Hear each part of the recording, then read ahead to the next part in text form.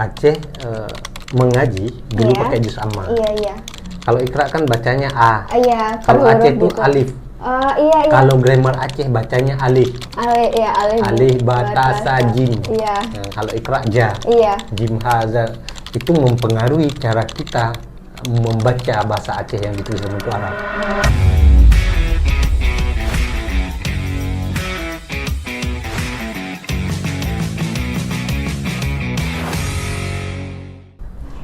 Assalamualaikum warahmatullahi wabarakatuh. Hai Sobat Mansa, kembali lagi bersama kami di podcast Man Kota Lod Semawe.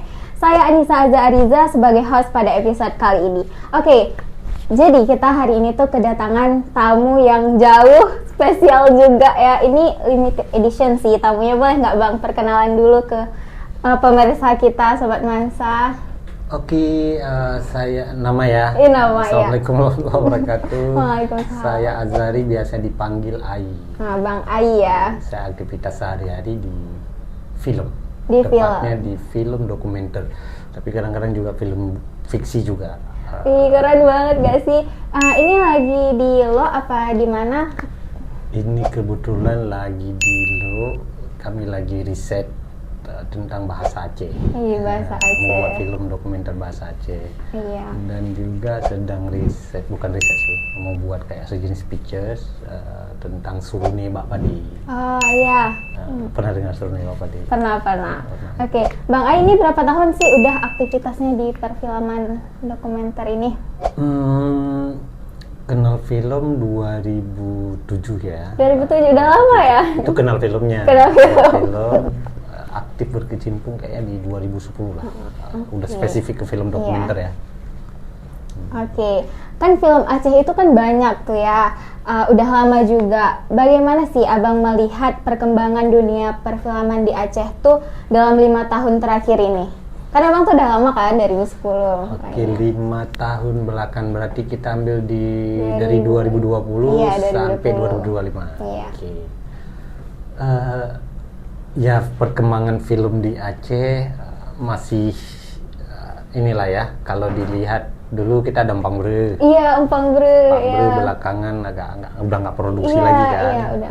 Tapi di sisi lain kita muncul ada yang namanya komunitas. Jadi di Banda Aceh itu banyak komunitas yang indie, istilah itu indie. Kita indie, mereka buat film tuh banyak. Tiap tahun selalu ada produksi. Saya nggak hitung ya berapa ya. Kalau di Aceh Dokumentari 2020 itu COVID ya. Iya, 2020. Masih COVID. Iya, masih berhenti ya. Kita di Aceh Dokumentari itu pernah produksi satu film dokumenter. Terus 2021, 22, 23, 24, 25 itu terus kita produksi film. Sampai sekarang. Ya, ada nggak sih perubahan yang paling signifikan yang terjadi dalam komunitas tersebut gitu?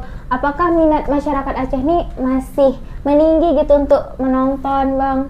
Dilihat dari 5 tahun. 5 tahun belakangan terakhir. Dibilang meninggi menonton karena kita kan butuh ini ya. Iya. Kita bilang mereka menonton banyak sama nggak banyak. Indikatornya apa? Oke. Kalau dulu kan ruang tontonannya bioskop. Iya benar. Nah, pasca tsunami bioskop itu udah nggak ada. Jadi nggak ada tontonan memang. Iya benar. Kemudian muncul film Empang Bre. Iya. Itu orang nonton di rumah kan, pakai DVD kan. Iya, DVD. Dan kemudian ada lagi yang kita buat di Aceh Dokumentari, ada namanya Gampong Film. Jadi Gampong Film itu kita datang ke daerah. Setahun sekali, tapi di kampung-kampung kita pilih misalnya tahun ini 10 desa. Ya udah di 10 desa itu yang kita putar. Tapi itu alhamdulillah lah antusias masyarakat menonton kayak nonton ceramah. Iya. Bayang, ceramah mau Rame-rame ya nontonnya. Nah, gitulah kira-kira. Oke. Pernah ke desa apa aja sih, boleh di-spill nggak? Desa di sini. Iya, yang mungkin banyak orang tahu gitu. Oke, kalau desa kita pernah di Bukit Agu, di Lo Semawe ya, yang di Lo Semawe, terus di Biren, Parang Sikur, bukan Parang Sikur di Aceh Utara. Terus di Aceh Besar, Takengon, terus ke Langsa juga pernah, kayak hampir seluruh Aceh lah. Takengon, itu pernah. Iya, oke. Berarti banyak ya? Banyak. Setahun sekali berarti? Setiap tahun sekali. 2025 ini ada 2025 baru udah selesai. Udah, oke. Seberapa besar sih peran lembaga seperti Aceh Documentary ini dalam membentuk wajah perfilman Aceh menurut abang? Apa peran besar ya? Iya. Kalau Aceh Documentary itu kan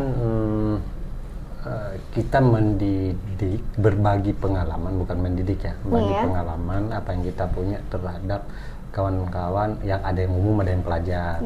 Tahun ini fokusnya ke pelajar, tahun depan kayaknya pelajar juga deh. Ke pelajar. Kita nggak tahu ya seberapa banyak, misalnya yang kan di Kota Lusme kan juga ada tahun ini. Ada Kak Laras. Kita tunggu Kak Laras dulu produksi film, kayaknya udah sibuk deh mau dia. Iya, ini udah ada proyek besar kayaknya. Oke, artinya sudah ada ilmu, udah ada bekal. Iya, benar. Artinya kita mau jurusan apapun ya. Iya. Mau hukum, mau apapun, film ini jadi media. Untuk kawan-kawan bercerita, curhat tentang apapun lah. Iya, benar. Alat.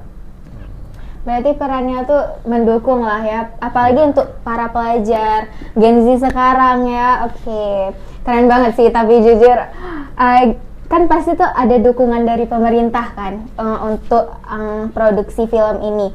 Gimana sih dukungan dari pemerintah daerah itu terhadap produksi film-film lokal Aceh sejauh ini? Mendukung itu kan macam-macam ya. Iya. Selama dia nggak melarang kita mutar film, produksi film, itu udah dukung kali. itu dukungan. Ada yang dukung finance, kasih uang, ada yang tidak. Tapi pemerintah Aceh nggak ngelarang aja kita buat film, itu udah cukup. Itu udah mendukung. Artinya, misalnya maksud dukungan itu dalam konteks finansial mungkin belum ya. Mungkin pemerintah Aceh di tahun 2025 belum punya anggaran khusus itu banyak tapi ya aktivitas kita tetap masih bisa lah di Aceh. Misalnya si sampai Kak Laras dan kawan-kawan lain buat film aman. Kreativitas itu sangat membantu. Oke, pasti tuh tantangan terbesarnya ada kan? Pasti. Apa tantangan terbesar dalam membuat film di Aceh? Dari segi pendanaan atau sumber daya manusianya atau distribusi, boleh nggak abang jelasin gitu ke pemirsa Sobat Mansanya? Kendala buat film di Aceh ya. Apa ya? Kalau saya ngerasain itu bukan kendala ya. Memang dia lahir sudah bermasalah.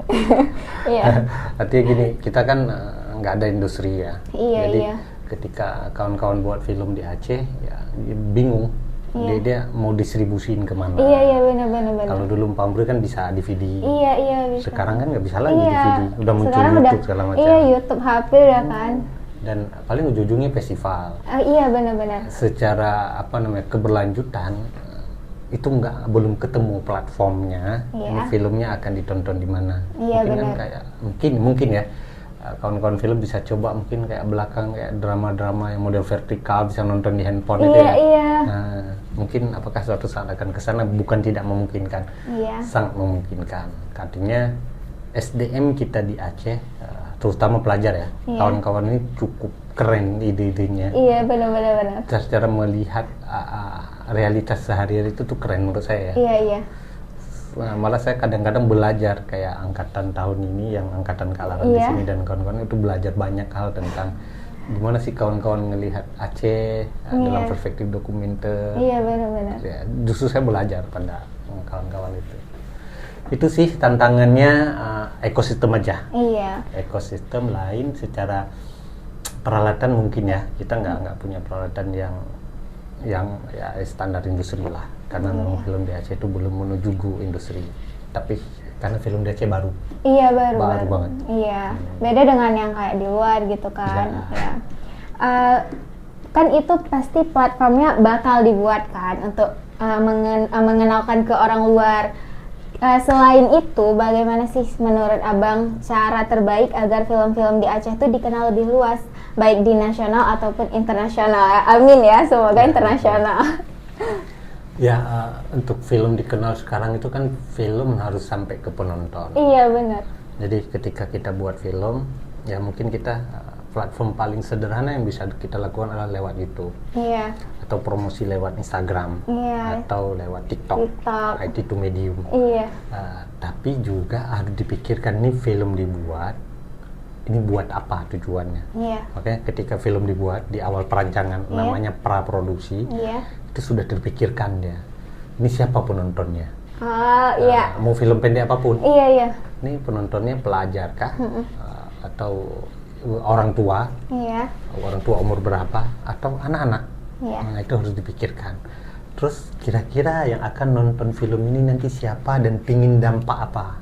Iya, oke. Nah, itu misalnya kayak kemarin tahun lalu itu ada film tentang lingkungan, tentang pohon rumbia, tentang irama panen rakyat, itu Ale Tunjang. Kalau Ale Tunjang bicarain tentang pelestarian, pinginnya anak-anak muda nonton tarian ini jangan mati. Iya, benar-benar. Kalaupun dia mati tarian ini, suatu saat kalau ada yang mau belajar, dia bisa lihat film ini. Iya, lihat film, belajar dari filmnya. Iya. Bisa lihat filmnya. Kalau rumbia ya, ternyata pohon rumbia ini salah satu yang memberikan kontribusi besar terhadap iklim panas. Iya, benar. Karena kan rumah kecil itu kan pakai daun Iya, pakai daun ke itu kan, pelepah. Sehingga dia kan dingin di dalam ya. Iya. Artinya pohon rumbia itu dia menyerap itu. Itu kan bagus secara apa ya, geografis biologi ya. Biologi apa fisika? Geografi. Ya, tentang panas. Panas. Turun tuh. Fisika ya. Nah, itu kan bisa dipelajari dalam konteks fisika. Bicarain rumah Aceh, atapnya, tapi perspektif ilmu fisika. Iya. Artinya, ternyata kehilangan pohon rumbia dibuat perumahan itu punya dampak besar terhadap iklim kita hari ini. Nah, salah satunya kita ngerasain panas. Terus apalagi ya, ada film Balapan Liar. Tahun ini ada Balapan Liar, film itu ceritain tentang anak-anak. Misalnya kan kawan-kawan kan punya bakat ingin balap kan, olahraga balap, tapi nggak punya tempat latihan. Iya benar, banyak banget tuh zaman sekarang tuh orang minatnya kayak balap-balap, tapi pemerintah malah ngelarang, takutnya jadi balap liar atau di mana gitu kan. Karena nggak punya tempat latihan kan, akhirnya kan balap liar kan. Iya. Itu cerita film sisi itu, ada juga sisi lingkungan, cerita Empuden itu di Takengon. Si Diva, saudara itu cerita tentang ketergantungan masyarakat terhadap LSM. Tahu ya LSM ya? LSM. Lembaga Swadaya Masyarakat. Kayak NGO gitu. Iya. Nah, mereka kan ya tujuan mereka bagus, mendidik masyarakat. Tapi pada akhirnya ketika LSM ini pergi, masyarakat ini ketergantungan. Dulu dikasih uang dia patroli hutan. LSM pergi nggak ada uang lagi. Nggak ada tempat kerja lagi ya. Akhirnya mereka nggak jauh hutan lagi. Banyaklah problem-problem itu. Dan satu lagi itu ada film Tarian Gajah. Tarian Gajah itu di Takengon. Ternyata masyarakat Takengon itu menyimpan hubungan masyarakat dan gajah. Jadi di film itu kayak, saya coba ilustrasikan film itu, kita itu kayak orang Israel yang menduduki tanah Palestina. Jadi gajah itu adalah masyarakat Palestina, kita ini Israel. Iya benar. Dulu tempat bermainnya gajah. Iya dulu. Kita datang, kita usir gajahnya, kita ganggu gajahnya, kita tanam sawit segala macam lah. Jadi kita nggak selaras dengan alam. Iya benar. Jadi film Tarian Gajah ceritakan itu hubungan manusia dan gajah sebenarnya. Dan itu disimpan di dalam seni tari kebudayaan masyarakat gaya tarian Guel. Tarian ini yang kemudian dipakai baju itu. Berarti anak-anak di Aceh tuh sekreatif itu ya? Sekreatif itu. Keren. Berarti pemirsa juga harus belajar sih. Berarti itu kalau festival itu yang lombanya tuh setiap tahun ada berarti kan? Nah, Aceh Dokumenter ini kan yayasan. Nah, di salah satu program unggulannya itu adalah Aceh Documentary Competition. Jadi kompetisi ide cerita. Nah, tahun depan juga akan fokus ke pelajar. Jadi si pelajar ini cukup punya ide cerita. Mungkin yang mau ikut lagi di pemirsa nih, Sobat Mansa tahun depan siap-siap lah dengan ide ceritanya, di riset dari sekarang. Kalau bingung dokumenter tinggal nonton di YouTube banyak. Atau YouTube channel Aceh Documentary.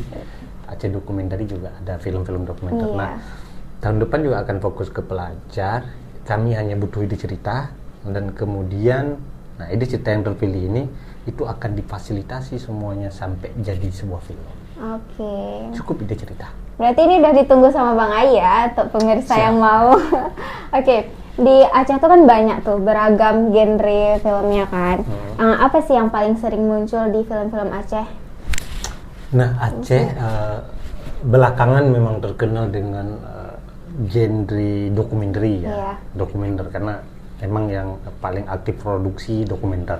Fiksi juga ada, tapi karena fiksi kan buangannya udah festival. Terus kalau Aceh dokumenter juga filmnya itu festival itu adalah bonusnya, tapi film diputar ke kampung-kampung, ke desa-desa, dan itu salah satu film yang maksudnya genre yang terkenal di Aceh itu dokumenter. Oke, gimana sih Abang melihat pengaruh budaya dan nilai-nilai lokal tuh dalam setiap karya film Aceh? Pengaruhnya tuh apa gitu? Pengaruh dalam filmnya ya? Iya, pengaruh atau budayanya. Untuk penontonnya? Penonton, dua-dua deh, biar jelas nih. Oke, kalau di dalam film udah pasti ya. Karena kan film dibuat di Aceh. Pas kalau dokumenter pasti ya latarnya ya kebudayaan masyarakat Aceh sekarang yang disyuting saat itu. Itu akan jadi sebuah kajian akademik sejarah di masa depan. 50 tahun lagi mau lihat Aceh Utara, ada di film. Iya benar-benar. Artinya ada Kenjang, bisa dinonton itu.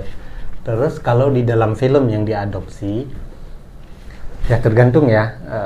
Belakangan juga banyak film-film yang cerita latar kebudayaan Aceh, fiksi, tapi latarnya. Kan kalau ngikutin tren, saya nggak tahu di daerah-daerah kayak apa ya buatnya, apakah ngikutin kayak sinetron. Artinya kan film ini kan alat ya, alat kayak handphone lah dia atau kayak pisau. Nah, bagaimana kita menggunakan dia, itu aja. Dia mau di fiksi, mau dokumenter, mau apapun deh, nggak apa-apa. Dia kendaraan aja. Oke. Seberapa penting sih Bang pelestarian bahasa dan adat Aceh dalam dunia film? Kan kayak tadi Abang riset bahasa kan, pasti itu yang anak zaman sekarang tuh bahasa Acehnya tuh, aduh, udah tahu aja tapi nggak bisa ngomong kan pastinya. Kenapa? Saya malah justru bertanya ya, kenapa ya? Itu pertanyaan saya. Pertanyaan saya, mungkin kita bisa jawab sama-sama. Iya boleh. Saya kadang punya anak. Yang anak saya juga nggak saya jarang juga bercakap bahasa Aceh. Karena lingkungannya memang bahasa Indonesia. Iya benar.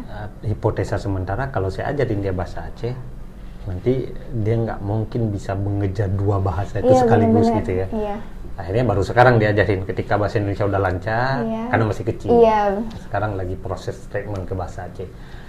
Nah, saya belum tahu pasti karena saya lagi riset pengaruh bahasa Aceh sekarang itu udah nggak ada lagi. Benar. Karena menurut data, coba di searching data di pemerintahan, Balai Bahasa lah ya, Kementerian Kebudayaan, bahasa Aceh itu terancam punah.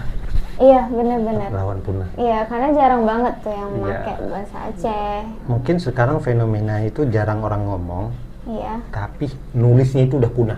Benar. Nggak ada tahu yang nulis. Mungkin kita bisa nulis dalam bentuk Latin. Karena pasca, saya cerita sedikit ya, sejak 1873, 1873 Belanda menyerang Aceh. Kemudian beberapa tahun kemudian, atau puluh tahun kemudian, orang Belanda ini mencoba menciptakan kamus bahasa Aceh. Kamus bahasa Aceh yang diekstrak ke dalam Latin bentuknya. Makanya nanti ada titik, ada koma, gitu ya. Dan saya juga baru lihat tadi, ngeriset di Aceh Utara itu, ada namanya Tunku Ali ya. Dia menulis bahasa Aceh dengan huruf Arab. Dengan huruf Arab. Huruf Arab. Huruf Arab, tapi bacanya Aceh. Dan kayaknya kita perlu belajar bahasa Aceh versi yang Tunku Ali ini, karena banyak kadang nggak sesuai tulisan yang kita baca. Jadi ada grammarnya mungkin ya. Itu yang Tunku Ali bilang. Dan ada hal yang paling fatal kenapa bahasa Aceh sekarang itu mulai berkurang. Kalau secara tulisan udah langka, sulit nih. Karena kalau yang Latin itu produk Belanda ya. Diekstrak oleh Jajah Diningrat, dia punya kamus. Kamus bahasa Aceh namanya Jajah Diningrat. Dan bahasa Aceh yang menggunakan kosakata Arab itu tuh udah langka. Iya benar. Malah di sekolah nggak diajarin lagi. Nggak ada. Saya pribadi juga nggak dapat kecuali Arab Jawa, bacanya Melayu. Iya benar. Itu banyak kan. Iya itu banyak. Nah, jadi sampai di daerah-daerah sekarang masih ada lah Arab Jawa. Iya. Tapi yang Aceh itu nggak ada. Nah penyebabnya tadi saya ditunjukin teman kalian nggak bisa baca memang. Ada beberapa kosakata yang saya nggak paham. Iya. Ada istilah yang dia gunakan dalam bahasa Aceh. Apa namanya saya lupa tadi. Nggak ingat. Tapi itu tuh bagi saya juga menarik, itu kata-kata yang dia munculin itu ada sekarang dan maksudnya dulu ada, sekarang nggak dipakai lagi kata-kata itu. Ternyata problemnya itu adalah ikra. Membaca. Ini bukan konteks ikra. Salah bukan. Iya. Ikra itu ternyata orang Aceh mengaji dulu pakai juz amma. Iya. Kalau ikra kan bacanya a. Iya. Kalau Aceh itu gitu. alif. Iya. Kalau grammar Aceh bacanya alih. Alih batasa jim. Iya. Kalau ikra ja. Iya. Jim haza itu mempengaruhi cara kita membaca bahasa Aceh yang ditulis dalam bentuk Arab. Oh iya. Karena nanti kita kebingungan katanya sin segala macam itu. Artinya, tapi masih ada orangnya ya, ada orangnya. Kami ini lagi coba rumuskan, lagi riset nih untuk buat film dokumenter tentang bahasa Aceh lah. Mudah-mudahan nanti jadi film yang bisa dinikmatin banyak orang. Iya, amin ya. Berarti nih kalau udah rilis nih boleh ya dibagi-bagi ya. Iya, baru ditonton. Iya. Oke. Menurut Abang nih potensi sineas muda Aceh saat ini tuh gimana sih menurut Abang? Potensi. Iya. Ya, bagus-bagus lah kalau dilihat. Saya nggak main TikTok tapi ya. Saya dengar dari kawan-kawan konten daripada buat konten-konten yang enggak. Iya benar. Maksudnya yang nggak berkualitas. Yang penting memanfaatkan handphone. Oke, tetap kita di TikTok buat sesuatu yang sangat informatif yang ya walaupun untuk kita cari tenar di TikTok atau apalah, maupun cari uang juga di situ nggak ada masalah. Tapi buat konten-konten yang bagus banyak kok penontonnya.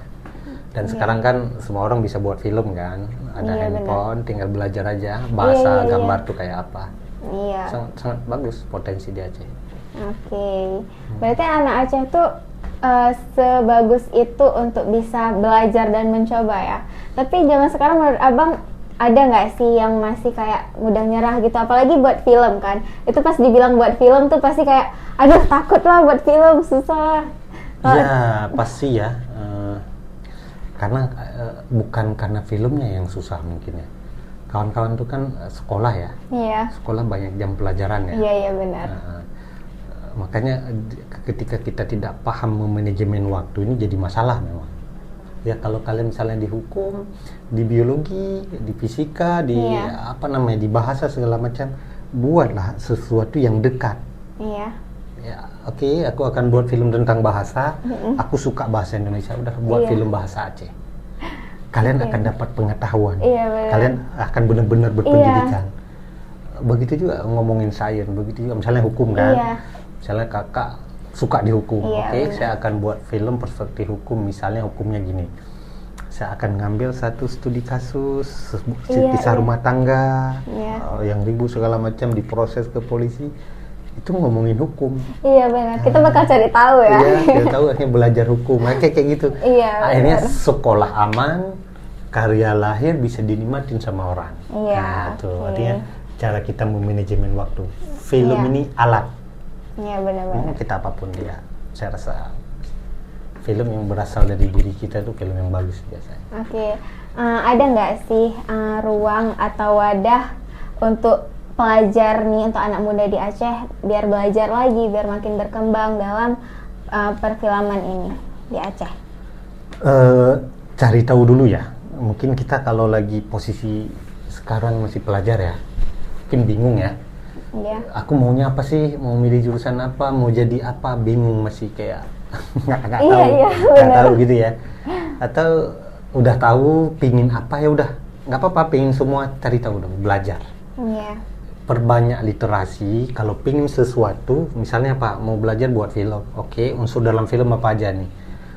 Film ada fiksi, ada dokumenter, eksperimen, oke, saya akan pilih di fiksi. Oke, buat fiksi itu butuh apa aja ya? oh ada talent tuh apaan sih, searching. Sekarang ada ChatGPT kok. Iya benar. Belajar lagi, lihat footage, oh kamera itu apaan sih, kita belajar lagi. Oh DOP, dia penggambaran, dia film ini secara umum berarti ada bahasa sendiri dia. Bahasanya apa film? Gambar. Oke, gimana buat gambar itu? Kalau sedih itu shotnya apa ya? Di YouTube itu banyak tuh jenis-jenis shot. Cara editing di YouTube juga banyak, teknis. Tapi konsep itu yang tidak ada di ChatGPT, yang tidak ada di YouTube, dan kita butuh mengembangkan itu. Iya benar. Makanya bagus tuh juga kita harus membaca buku, apa yang kita sukai itu yang harus dipenuhi. Oke, ya. Itu ruang belajar tuh banyak sekarang, nggak ada alasan nggak bisa. Oke, ini pertanyaan yang mau terakhir nih. Pesan abang nih buat pemirsa juga, buat anak muda di Aceh, buat sobat-sobat Mansa nih, untuk memulai yang ingin memulai langkah di dunia perfilman tapi nggak tahu nih harus mulainya dari mana. Pesan abang boleh nggak disampaikan nih? Memulai film? Iya. Ya bisa ikut aja dokumenter. Iya, sekarang promosi juga ya. Itu salah satu. Atau pingin dalami dulu, bisa baca-baca, googling, pelajari film itu apa, ide cerita itu apa, banyak kok di Google. Film dokumenter apa, yang penting pingin tahu dulu, harus ketahui dulu dirinya itu pingin apa. Iya benar. Jangan asal-asal ngekor-ngekor. Iya. Harus ketemu itu. Iya.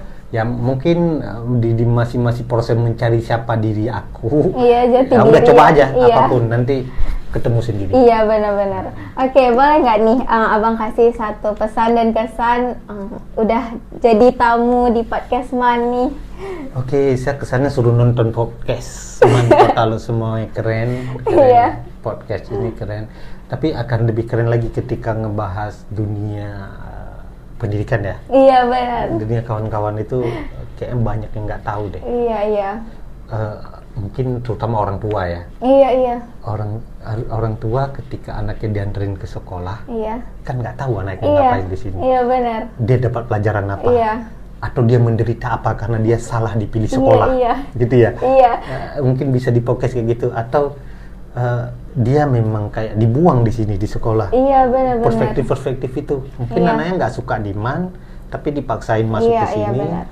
Atau perspektif dunia siswa dengan gurunya. Iya beda, benar. Gurunya bukan tentang baik dan benar, bukan baik dan salah ya, bukan tentang ini salah enggak. Tapi apa yang dirasain oleh kawan-kawan pelajar, aku pengen jadi pilot kok, tapi aku nggak pernah lihat ada pelatihan tentang naik pesawat. Atau aku pengen dapat sesuatu tentang apa, kenapa saya harus di MAN. Iya benar. Atau saya pengen jangan di kelas saja deh. Mau praktek saya keluar, pengen praktek di luar gitu. Benar. Tapi ada guru yang pingin, enggak, ini harus disuruh hafal nih, karena mereka masih tahapan menghafal, harus di kelas nih, segala macam. Bukan salah ya. Iya. Nah, itu cerita-cerita itu kan ada juga kan, anak-anak yang nggak pengen keluar kan. Iya. Dia pingin, mau menghafal dia udah bisa aja. Itu kan salah satu cara. Itu nggak salah. Iya. Tapi kalian kalau podcast kayak itu mungkin keren tuh. Iya. Jadi orang tua dan guru bisa nonton semenderita apa sih jadi pelajar. Iya benar. Biar nggak disalahin terus kan. Iya. Biar sampai di rumah nggak ditanya kenapa nih kayak gitu kan, banyak. Nggak disalahin terus, ini nggak bisa budaya Aceh segala macam. Iya, kalian nggak dapat apa-apa tentang itu kan. Iya. Oke, boleh nggak sih abang rating dari 1 sampai 10 tentang podcast Man? Saya belum nonton habis ya. Nggak apa-apa. Hanya nonton 1. Itu saya bilang saya keren. Setahu saya itu satu-satunya kayaknya di Aceh yang baru saya tahu ya. Iya. Yang baru saya tahu. Mungkin ada di sekolah-sekolah lain yang buat podcast kayak gini. Iya. Makanya saya bilang tadi, buat aja dunia mahasiswa. Kan masalah itu bukan hanya di sekolah kalian kan? Iya. Bisa cerita-cerita di sekolah-sekolah lain, dunia pelajar itu. Benar-benar. Biar ya kayak ini podcast ini kan jadi ruang bersuara kawan-kawan lah. Iya benar. Saya rasa keren tuh. Oke, berarti jadi sarannya nih ya di notes. Oke. Gak kerasa ngobrolnya udah habis, pembicaraannya udah habis. Terima kasih buat Bang Ai juga, buat para pemirsa Sobat Nuansa yang udah nonton. Maaf kalau kami ada salah kata, dan terima kasih buat yang nonton. Kita bilang bareng-bareng ya Bang, jangan lupa like, comment, and subscribe. Oke. 1, 2, 3, jangan lupa like, comment, and subscribe. Oke, terima kasih guys. Wassalamualaikum warahmatullahi wabarakatuh.